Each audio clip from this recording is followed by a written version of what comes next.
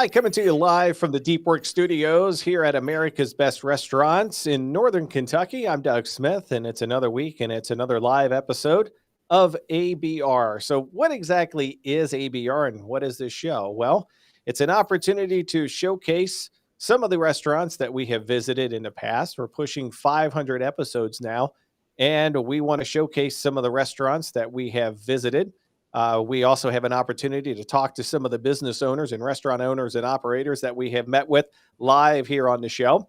We're also going to visit with Ryan Howe, who is in charge of, I guess we would call it OB2, the second van out on the West Coast, which has been all over from Utah to Nevada and then ready to California and Phoenix. So we're going to talk to Ryan and get some insights from the road out on the West Coast. And we're also going to preview some of the upcoming episodes that will be appearing live here shortly on America's Best Restaurants. So what exactly is ABR? America's Best Restaurants is an effort to profile those independent restaurants that quite honestly just don't have much of a voice. They get drowned out by a lot of the big boys, and they don't have an opportunity to have a platform in which they control. That's what America's Best Restaurants is. We are profiling independent restaurants all over the country from coast to coast to be able to give them the opportunity to tell their story, and you as a consumer to find places that seem pretty cool, places that have some unique ideas and menu items, and places that as you travel across the country, you want to put them on your list to go visit. And also, we're profiling different restaurants that are probably right in your back door, some places that you need to visit on a weekly basis. So we're out to help restaurants find consumers that they should have visiting on a weekly basis, and we're there to help consumers find those restaurants that are pretty cool places that they need to visit and essentially try to call their own. That's the mission of America's Best Restaurants. We have two vans going right now. We have the first one, OB1, and then Ryan is in control of OB2. I didn't name them. That's just what they're called. And we're going to be growing as the year goes on. So the ultimate goal is in 5 years, we have 50 vans in 50 states, traveling the country every day, shooting multiple episodes to find those restaurants that you need to visit, and helping those restaurants find those consumers that will drive and have repeat visits for them. So that's the whole point of America's Best Restaurants. As I said earlier, we're approaching 500 episodes shot, and it keeps rolling. We're doing 6 to 8 episodes a day, every day with both vans. And it's a whole lot of fun. We're meeting a whole lot of people, and we're going to profile one of those restaurants right now. We've got the featured episode of the week, Pasqualis Pizza and Pasta. Have you ever heard of a Stromboli hoagie? I haven't until this episode. Man, does it look good. Also, some pepperoni pizza, some homemade breadsticks. I hope you're hungry. It's about dinner time here on the East Coast. It's 5:06. So if your stomach is grumbling, get ready to watch this, and you are going to want to go visit Pasquale's Pizza and Pasta. Here's the episode. Hey, what's up, everybody? At America's Best Restaurants, it's Luis again, and we are traveling the country coast to coast to find the places where you need to eat at on a weekly basis.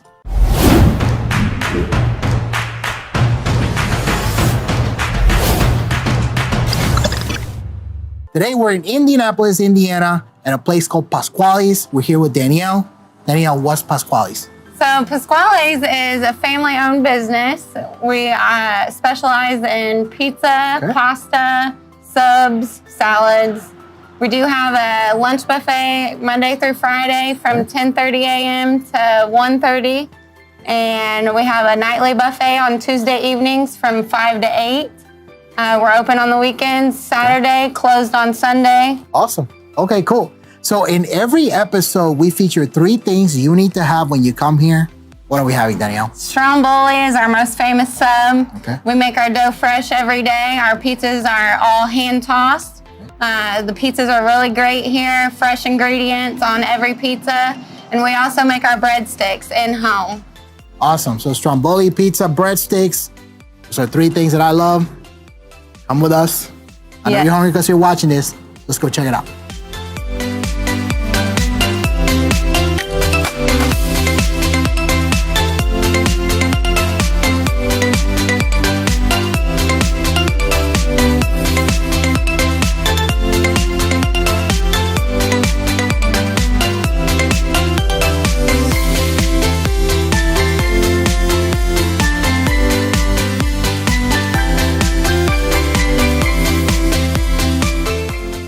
right, everybody, we are back with the 3 things you need to have when you come to Pasqualis. So Danielle, starting with this, tell me, what do we have? We have fresh breadsticks. We make them fresh every day. Butter and garlic on them. Cheese and pizza sauce. Tastes fantastic. Those are really good. Yeah. The pizza, we have our fresh dough made every day. This one has pepperoni on it. Our mozzarella cheese we shred, bake it made to order, and you have a hot fresh pizza in about 7 minutes. Really good flavor. The stromboli is our signature sub, and it is, you get pizza sauce or mushroom gravy, your choice of pickle and onion. The onions are baked in, pickles are on the side. It has the beef patty with mozzarella cheese baked on top as well. And as you can tell, they're busy because the phone keeps ringing, so that's a great thing. You guys have been here for how many years? 20-some years? So it's been family owned for 17 years. Okay. And we've been here, Pasquale's has been here about 35, 37 years, somewhere around there. So you guys aren't going anywhere? Not going anywhere. That's awesome. So how can people find out more information about your restaurant? Believe it or not, a lot of our business comes from word of mouth. We're kind of tucked in the back of a strip mall, so it's kind of hard to find if you've never been here. But our address is on Google, so if you just Google Pasquale's on Kentucky Avenue, it'll bring you right to us. And of course, our phone lines are always open, so if you have any problems, you can always call and get directions. That's awesome. All right, so you can also find a full listing on americasbestrestaurants.com. So you gotta make sure you support this restaurant. They've been around here forever. They're a staple. And look, if you're traveling, easy to find. If you're local, I wouldn't be surprised if you're here on a weekly, but if you're not here on a weekly basis, you gotta come here. I'm gonna sign off. I'm hungry. Austin behind the camera's hungry. I'm gonna see you guys on the next one.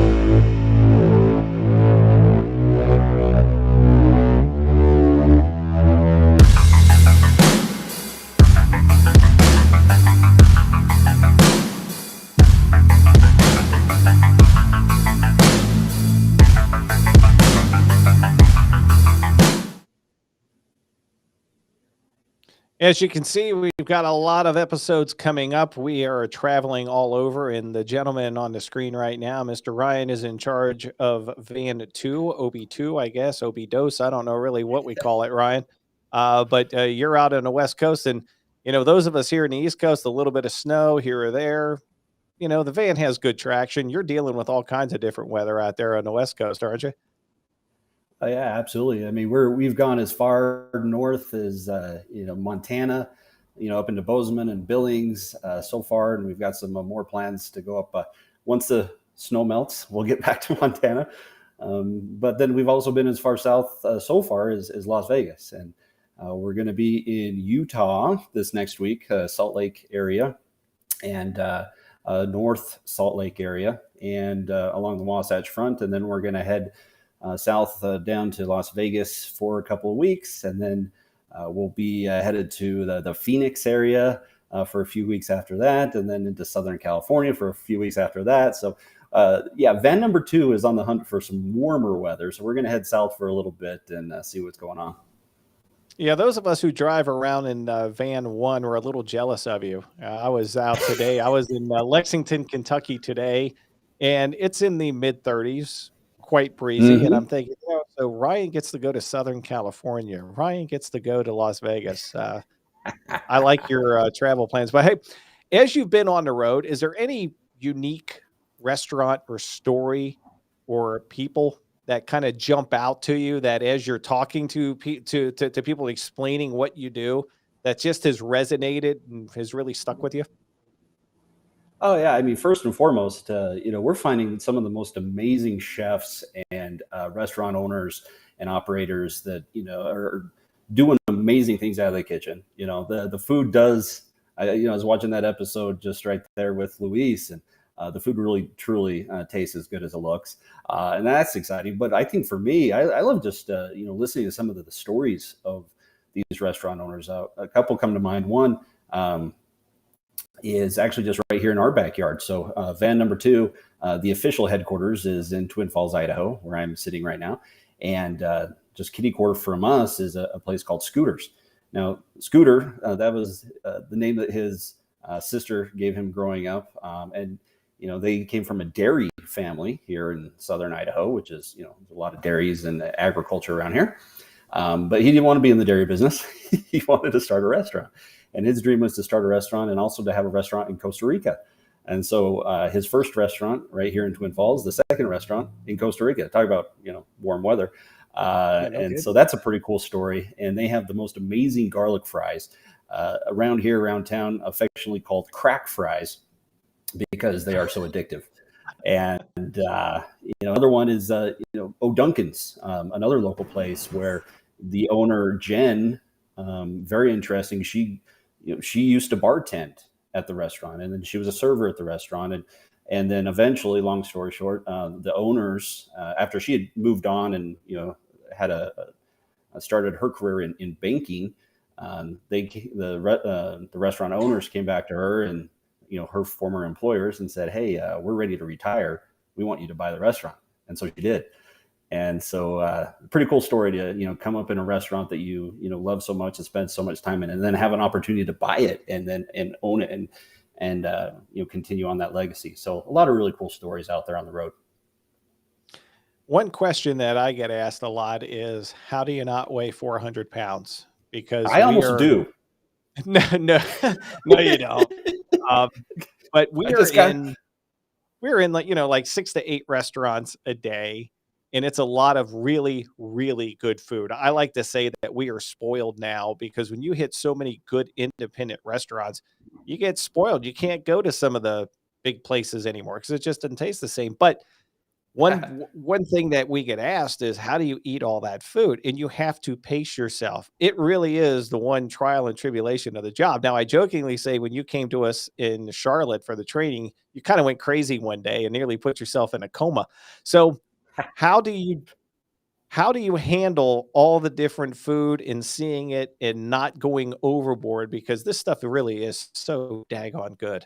Oh, well, I just came from my doctor this week, and my cholesterol and my blood pressure, would suggest otherwise, that I'm turning food away, Doug. But Now you're doing well. But really, what it comes down to is, we because we are visiting so many places, we have to, be very careful and pace ourselves. That's certainly true. And then, sometimes we'll take some leftovers and, we have breakfast the next morning, so we're good. Do you have people who see you shoot episodes and then ask you, next time you're in that town, will you get me X? Will you bring home some this? I had that happen with a shoot up in Columbus, some cannolis, and I bought about $90 worth of cannolis, and I ran into a neighbor at the grocery store, and honest, he's like, "Do you have any of those cannolis left over?" And I'm like, "What are you talking about?" "No." "Well, when you go back, would you get some? I'll pay you for them." Do you ever get any requests like that where people see the food and they're like, "Holy cow"? I haven't had requests where I have to bring it back, but I do get a ton of comments about how jealous people are that they think that we have the best job in the world, which we do. I try to downplay it, like, oh, it's not as glamorous as it looks. It is. It's the best job in the world. But not only just getting to taste all this great food, but just experience different areas of the country. We were in Sheridan, Wyoming, of all places, and amazing little town that just has so much character. And just to check out their downtown, and went to this amazing restaurant called the Frackletons, and I met with the owner, Andy, there. An amazing story and small world. He's used to be in the dairy industry as well, and knew exactly where I'm from. And so we talked about that. And sometimes being out on the road, we don't realize what a small world it really is. Especially here, I'm going to show you something real quick if you don't mind. Can I take you for a walk? Oh, please do. Please do. Hey, if everyone wants to see the West Coast office of America's Best Restaurants, there's Chance, one of our videographers. There's Liz, working hard, I'm sure. Both. I told them both. You said that with such a high level of confidence. I know. They know I'm joking. But we have this map on the wall, right, Doug? And so I don't know how well you can probably see it, but there's little pins we can see it. In every place that we visit. So we can kind of look back and keep track of that. And then here in our hallway, there's some pictures of actually you, Doug, on the wall. Oh, well, you can see those. All right. But we have our America's Best Restaurant wall there. So, so I think, we do take a little bit piece of each area that we visit. We bring it home with us. One of my favorite places was a place up in Billings, and they made their own hot sauce. So I made sure to purchase a bunch of bottles of that and brought it home in the cooler, and was able to enjoy that after I got home. So yeah, lots of good stuff. That's cool. And then meeting all of the unique individuals, hearing all the stories, with everything that's gone on with the restaurant hospitality industry over the last 2 years, there's so many cool stories out there, and to hear what these people have done, how they've survived, how they've continued to grow. That's the biggest takeaway for me, is making those connections and really hearing and building friendships and learning what it's really like behind the curtain for these folks.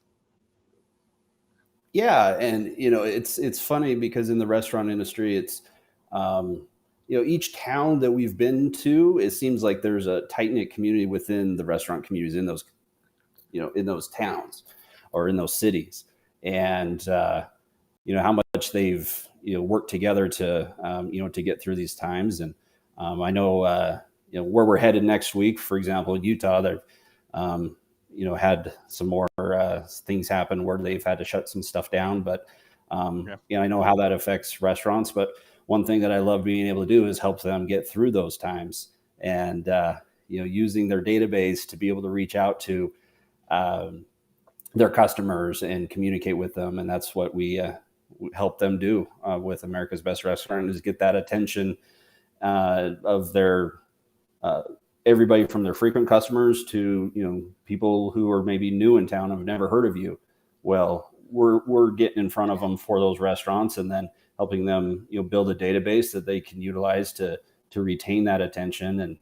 And, those types of, it seems like so simple, the concept, but it's not. It's something so unique that restaurants are having to use now because of, all of the tough times they've been through. And it's just really an honor for me to help these awesome independently owned and operated restaurants get through this.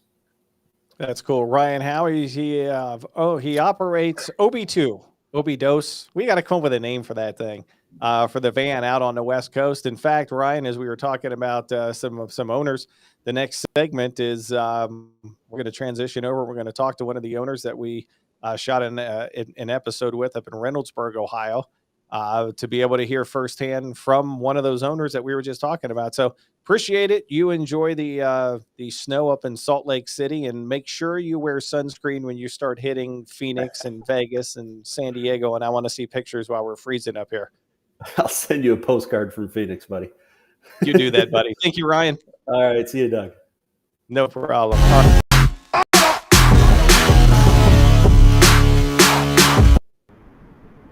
All right, we're going from Ryan talking about Van 2, and we are going to speak now with Bret Solman, owner-operator Tempe Taco up in Reynoldsburg, Ohio. Bret, how are you, sir?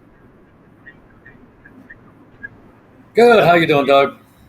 Doing fantastic. We appreciate you coming on board. We shot your episode several weeks back, and we're always looking to gain insight from owners and operators about what's happening in the restaurant space right now. So introduce yourself real quick and give us a quick background on Tempe Taco. Well, I'm Bret Solman. 2 years into the restaurant business, never been in before. And a buddy of mine came to me, and we found this old building downtown Reynoldsburg, the old historical center. And we came in this building. There was two different offices, a wall down the center. We decided, let's clean it all out. Let's pull it all out of here. And we gutted it ourselves and brought in the contractors and set it up with what it is today. Used to be part of the original motel here, part of Underground Railroad.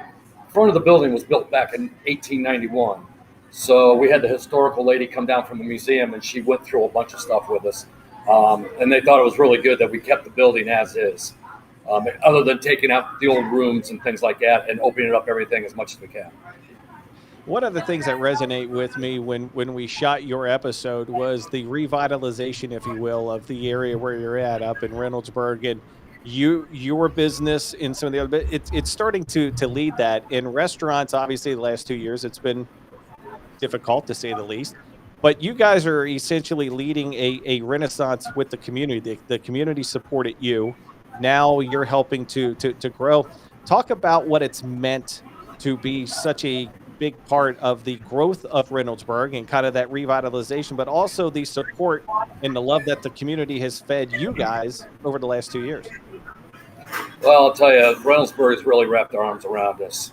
My friend that opened up Prost Beer and Wine Cafe next door, he was the beginning here. It was the old fire station for Reynoldsburg. And then when we opened up, started rebuilding here and everything, the community, the mayor, everybody was like very excited the direction we were taking them. Across the street is Vic's Pizza, which has been here for absolutely ever. And now they've redone their building, and there's been some other businesses down through the road here are cleaning up their outside and redoing that, trying to beautify everything down here. As soon as the construction gets done, the new tree lines go in, the lights go up, and a lot more parking is going to happen. This place is going to be a place to come to for sure. Well, and one of the reasons to come to your place is the menu. My goodness. The street corn, the food, the ambiance, the beam that's still up there with the little shoe on top. I mean, there's all kinds of little stories back there. Talk about the food and the menu and what makes your menu so unique. Someone watching this and they're going through the Reynoldsburg area or they're up close, they need to stop by. Tell us about the food. Well, again, we're a taqueria. I consider us a Mexican restaurant, but a taqueria is what we thrive on. We got 11 different styles of tacos. A lot of people say it's Americanized. I see it as everybody else. We do as much authenticity that we can. The Mexican street corn is definitely by far one of the best sellers we have. It's a great appetizer to start with. I don't try to push too much onto my customers because I don't like to see food go to waste. They say that they're hungry. I say try 2 tacos. They come quite abundant. They're pretty big. And if they want another one, it doesn't take long at all to make another one for them. 9 times out of 10, they're like very happy with that. It leaves plenty of room for their drinks. They don't feel like they've overeaten or anything like that. They can still enjoy themselves, relax. The upstairs, the downstairs, we've got a patio, a balcony, garage doors. In the summertime, it's a lot of fun. I like to play music on Thursday nights, kind of get your weekend started. We've been doing a lot of different things too, not just tacos. We're doing the chimichangas now, the burritos. We got refried beans. We're working on a really good Spanish rice that we'd like to put out there. Everything's made freshly. The guacamole made daily. We try to keep everything just enough that it goes through the day that we're forced to make it for the next day. That's how fresh we want to be. Excellent. And one last question for you is, you were a part of America's Best Restaurants. We came up, shot your episode. We're approaching 500 episodes shot now, and we love to hear feedback. If there's a restaurateur watching this right now, we have a team of producers reaching out. We're always looking for restaurants just like yours. If someone's watching this right now and they're going, well, hey, these guys who wear orange called me and they want to shoot an episode, what kind of feedback would you give somebody about participating in the show? Oh, absolutely do it. It was a lot of fun. It's not going to take up a full day. Everybody here enjoyed it. And that's another part of the community coming to help us. They heard about it. I posted out there that we were doing the episode, and people came in and helped me out. They wanted to make sure that they were here, possibly get on the episode themselves. We saw some people walk around, and everybody came down. Even the ex-mayor of Reynoldsburg was here. So I really appreciate how people reach out to us. When we had to go through the COVID the first year, we only opened up 2 months prior to that. Then we were shut down. It was all carry out. We haven't even made a name for ourselves, and people were coming in droves to just do carry out to make sure that we'd made it through. We made it through the roughest part of COVID, still working with COVID, and now we're working with construction. A lot of little parking problems, but we're working through that. The city built us a parking lot down the street a little ways. It's a lot better to walk in the summer than it is the cold, but it's not that far. And so we're just really happy that the episode was done here to kind of put our name out there a little bit and show people what we're all about, what we're trying to do. Brett, we appreciate you allowing us to profile your restaurant and for jumping on with us tonight. And we will be back up in your area in the coming weeks. And whenever we get a chance, we're going to stop by, shake hands. And I want some more of that street corn and some of your drinks, too. You do have a killer bar, by the way. We've got lots and lots of margaritas frozen on the rocks. Thank you. Thanks, That sounds good. Thank you, Brett. We appreciate it.